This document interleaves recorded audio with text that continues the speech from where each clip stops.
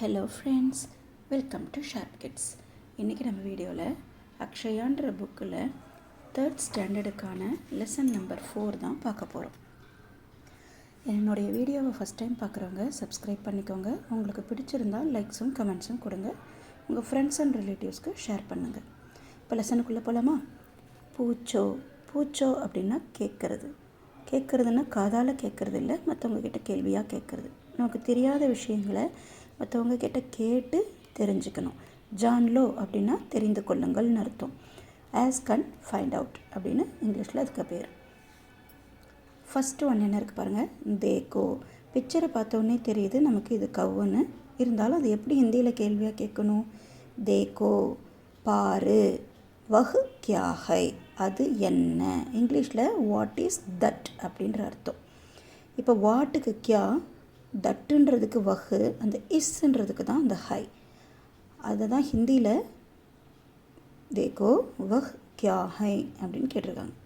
அதுக்கு ஆன்சர் சொல்லணும் இல்லையா? வஹ் காய் ஹை, அது பசு.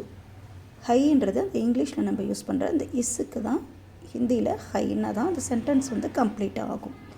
வஹ் காய் ஹை அப்படின்னா தட் இஸ் எ கவ் அப்படின்னு அர்த்தம்.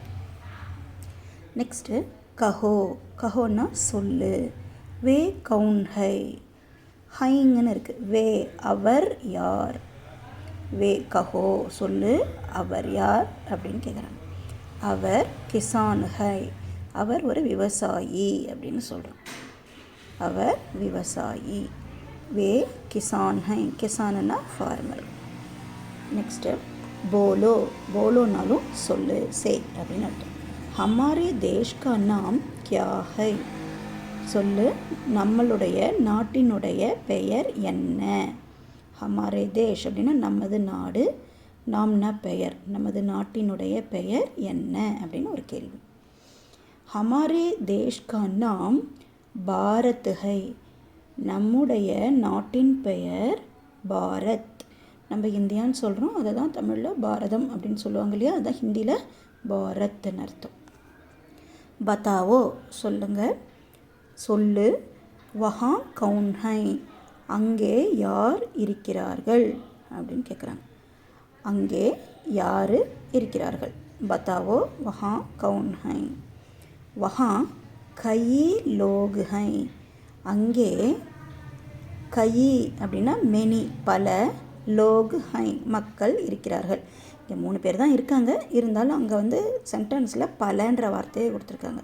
அங்கே பல மக்கள் இருக்கிறார்கள் அப்படின்ற அர்த்தம். நான் இன்னொரு தடவை இதை படித்து காட்டுறேன், என் பின்னாடியே நீங்களும் சொல்லி ப்ராக்டிஸ் பண்ணுங்கள்.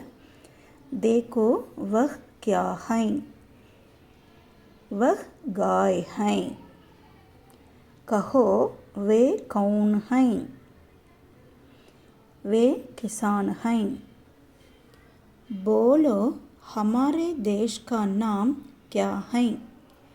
हमारे देश का नाम भारत है. बताओ वहाँ कौन है.